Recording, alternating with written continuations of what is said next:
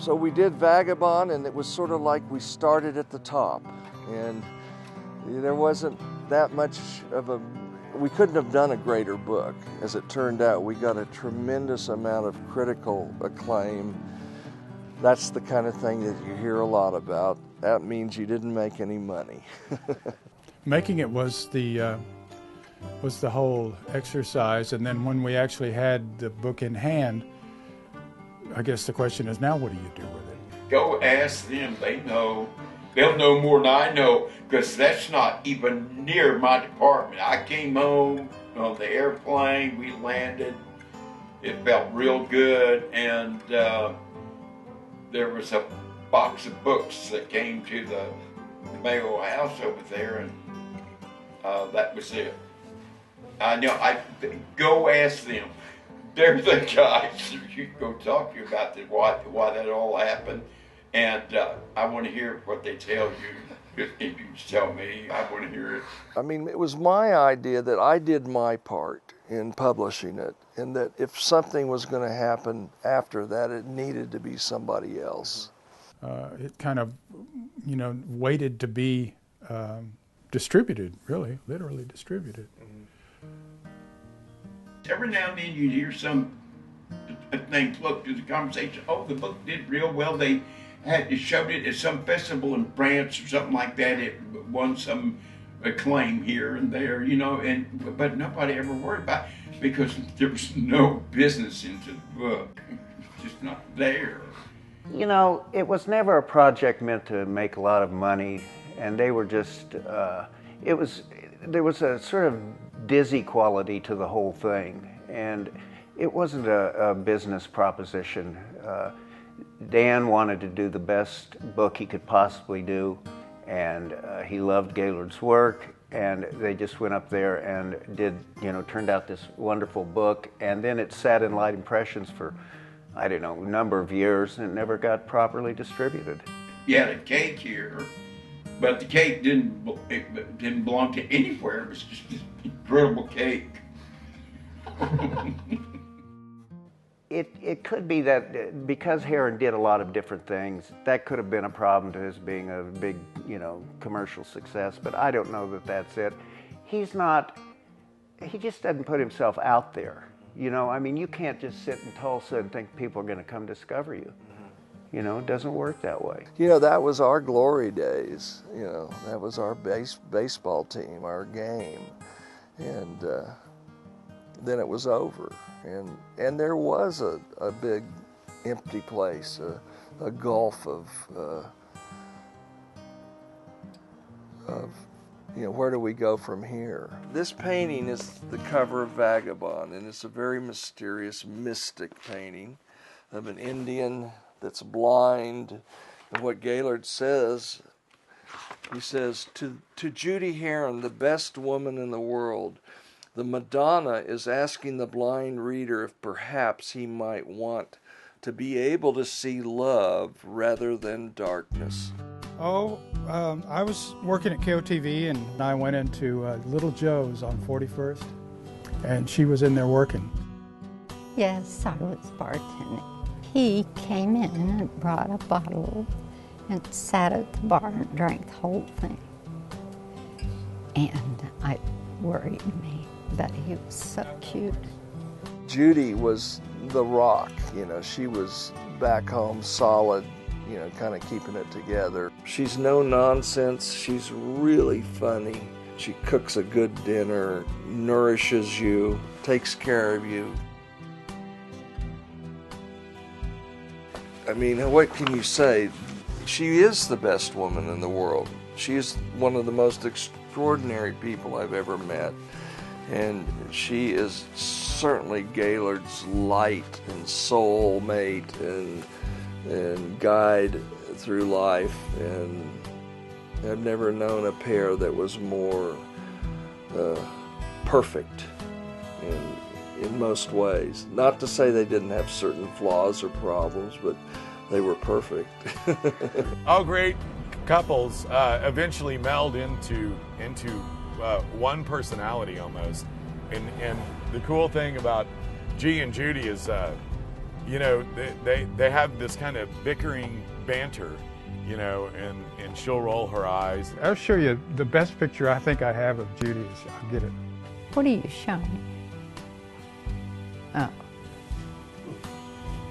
Do you like that one? It's fine.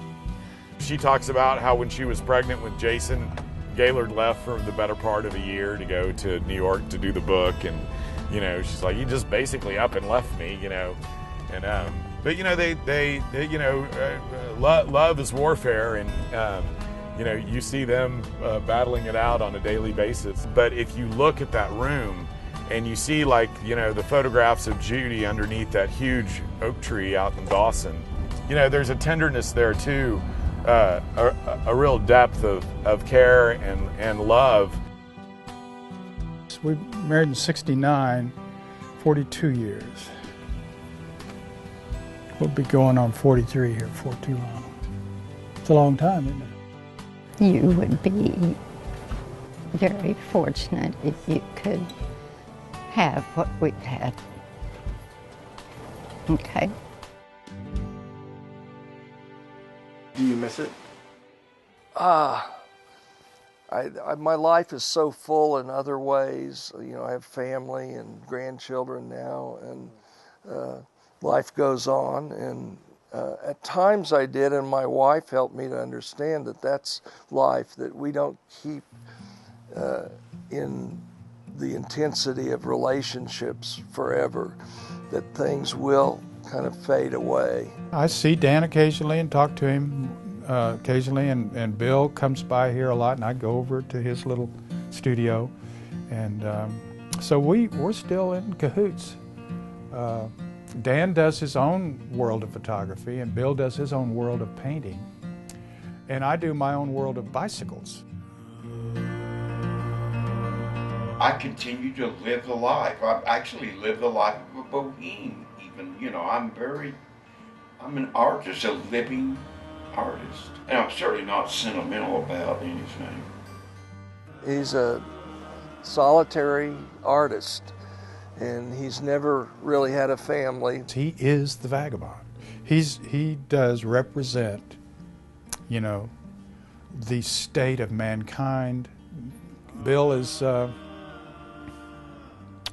person who has persevered over his entire lifetime in the world of painting and hasn't let anything else stop him, and has contributed and produced and made that you know, contribution, that legacy to represent his life, while at the same time being this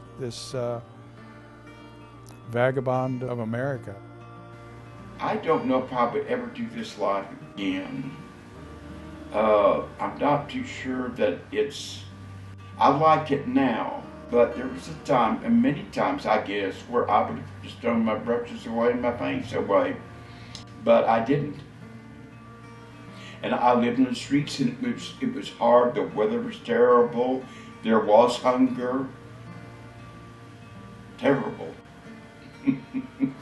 I just wouldn't do it again. Sometime I would never be an artist again. I probably would. But this time I think I'd probably go to New York City or something like that, just to do it, you know. You could be one of those crazy guys that went up there and just turned the world upside down and made tons of money and had lots of whiskey to drink and food to eat. Be a fool. You could. When I was a kid, I went with my father, and I've gone into the Mayo house, and I've gone into other houses, the McClintock house, for example, with my father doing exterminating work, and marveled at how they lived. And that irony is not lost on me either, that one of those people would come back to, you know, do a book on something that I had done. I don't know how else to explain that. That's true irony, isn't it? It's like the Cinderella story or something, you know. While Bill and Gaylord and I don't see a lot of each other, and in fact years go by and we don't see each other, that their spirit is always with me. Their love is always with me. My love is with them. All those lessons of Vagabond are still there. After going through life's experiences, whipping through, the vortex of life, and finally returning home with some sort of sense of peace of mind as a result of that travel through your life. So in other words, stay with it. If you've got a gift, go ahead and use it. Don't be afraid to put the camera in somebody's face. Don't be afraid to sing in front of someone. Go ahead and be the person that your creator wanted you to be all along. Photograph it while you can. Make a record. I was there. This time, space sequence really did occur. Gaylord's books are marvelous eyes, mirrors of life, the truths and the lies. Nameless faces people the pages, moments of here and now frozen for ages. Artists, poets, madmen, drunkards, who can tell one from another? Musicians, rich men, dope fiend fools. Teachers, learners, leaders, tools. One instant in time becomes timeless. If anyone cares to find us. In the future, here we are, having fun in Rocky's car.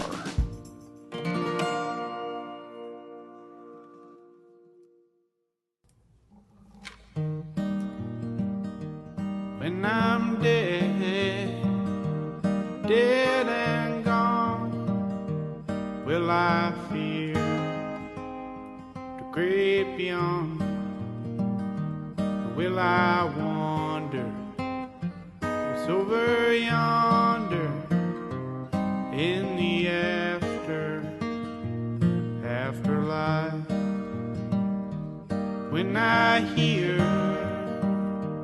horns are blowing and I fall on my knees, if I fall, will the clouds just catch me when I fall?